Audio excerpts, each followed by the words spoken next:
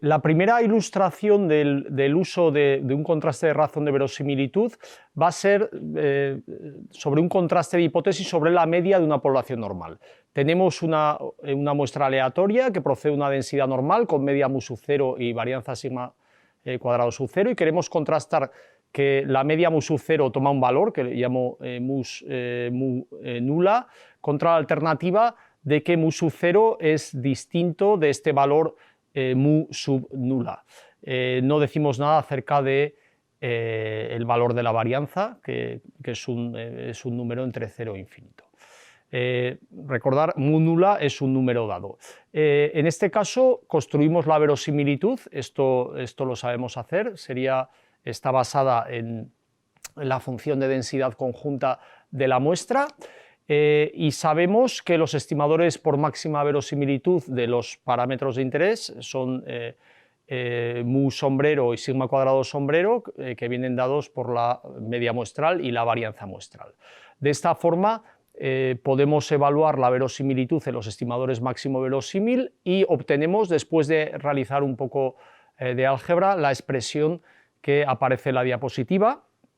Es muy fácil comprobar que los estimadores máximo verosímil restringidos de estos dos parámetros, bueno, en el caso de a estos estimadores máximo verosímil restringidos los llamo estimadores tilda, con la tilda. Bueno, el estimador bajo la nula de la media es sin más el valor mu sub nula, y el estimador de la varianza, pues básicamente sería algo así como la varianza muestral, donde reemplazamos la media muestral por el valor que toma mu sub 0 bajo la nula. De esta forma es muy sencillo evaluar la función de verosimilitud con estos valores, y ya tenemos esta función de verosimilitud evaluada en los estimadores sin restringir y en los estimadores restringidos. Dado esto, podemos calcular la razón de verosimilitud, y la razón de verosimilitud toma esta forma, que es relativamente complicada, si queréis, porque el siguiente paso sería determinar la distribución de esta razón de verosimilitud lambda bajo la nula, y usar esa distribución para determinar un número k tal que si lambda es mayor que k, que va a ser es cuando rechazamos la nula, la probabilidad de rechazar la nula tenga la probabilidad deseada. Y a esta probabilidad de rechazar la nula cuando es cierta, pues a esto le llamamos el tamaño del contraste.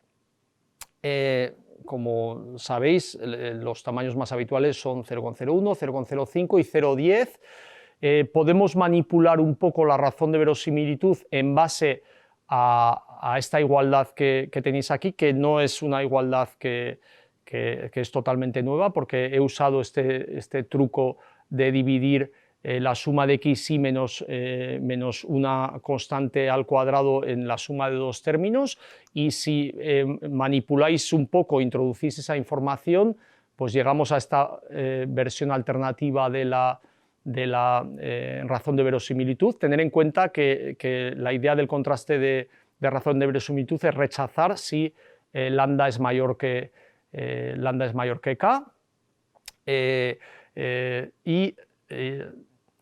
podemos, esta igualdad es bastante trivial. Daros cuenta que lambda, si definimos una variable t, pues básicamente esto es algo que vamos a conocer su distribución bajo la nula, y lambda básicamente es una función de esta variable que nos construimos, que denominamos t. Específicamente, lambda es igual a 1 más t cuadrado elevado a n partido 2. En realidad, ahora nos damos cuenta de que lambda es una función monótona de t cuadrado, por lo que podemos hacer el contraste usando lambda o usando t cuadrado. Es decir, podemos el contraste de razón de verosimilitud, que inicialmente rechaza la nula si lambda es mayor que una constante, es equivalente rechazar la nula si t cuadrado es mayor que una constante.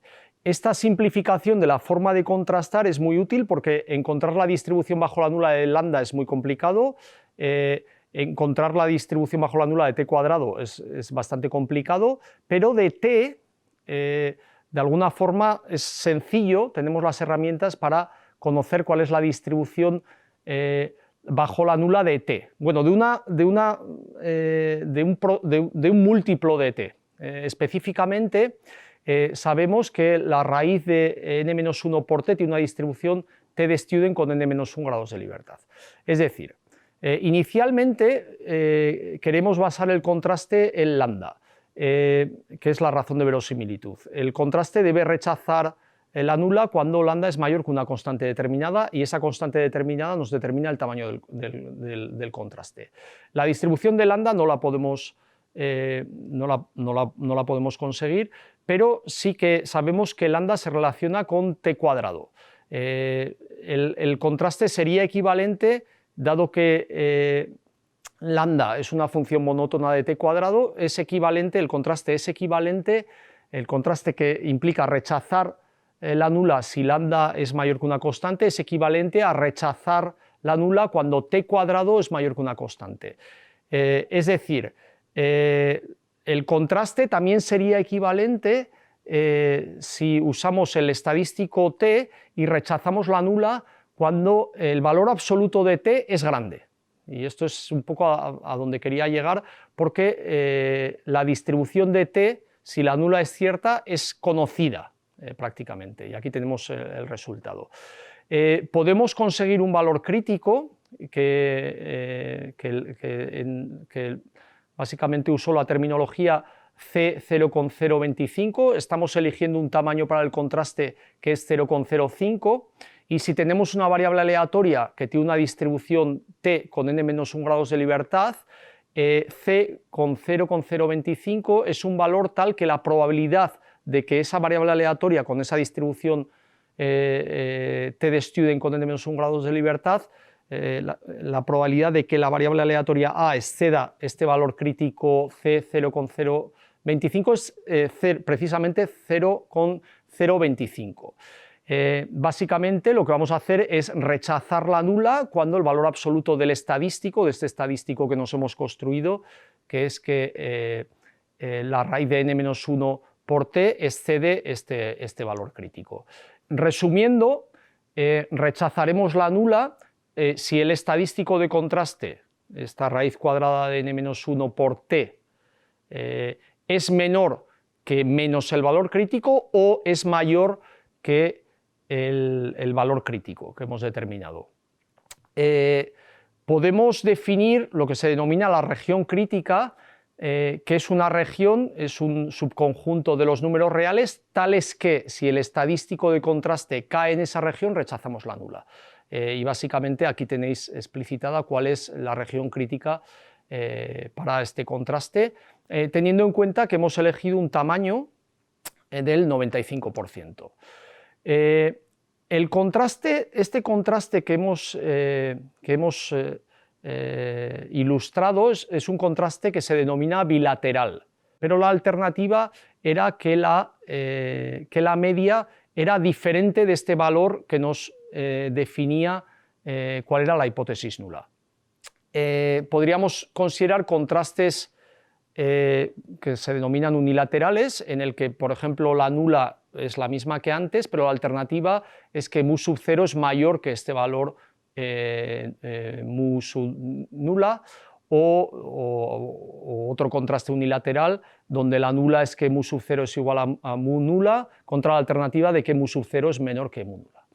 En este caso, básicamente lo único que cambiaría es la región crítica. En el primer contraste la región crítica sería del valor crítico a infinito, es decir, rechazaríamos si el estadístico de contraste toma un valor mayor que el valor crítico correspondiente, que viene definido aquí, y denomino C0,05, mientras que en el segundo caso la región crítica se situaría en la cola izquierda de la distribución y rechazaríamos la hipótesis nula si el estadístico de contraste es menor que menos el valor crítico, que es menos C con 0,05. Hay ocasiones en las que estos contrastes unilaterales pues, son verdaderamente más apropiados que los contrastes bilaterales, aunque en general me atrevería a decir que los contrastes bilaterales son más populares.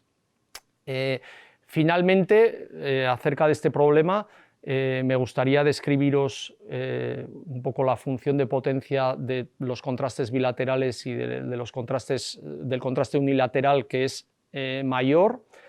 Fijaros que el unilateral es más potente que el bilateral si verdaderamente mu sub 0 es mayor que el valor bajo la nula, pero no tiene potencia si la media, el valor de mu sub 0, es menor que el valor bajo la nula. Por ejemplo, en el ejemplo de las bombillas, pues parece más interesante plantear seguramente un contraste unilateral, ¿no? La nula podría ser que la media es 1400 contra la alternativa de que la media es mayor que 1400. Esto sería lo apropiado porque si planteamos en este caso un contraste bilateral y rechazamos la nula, en realidad no sabemos si tenemos que adoptar el proceso de producción 2 o no. Así que dependiendo un poco del problema económico que tratemos, pues es más apropiado usar un contraste bilateral o un unilateral.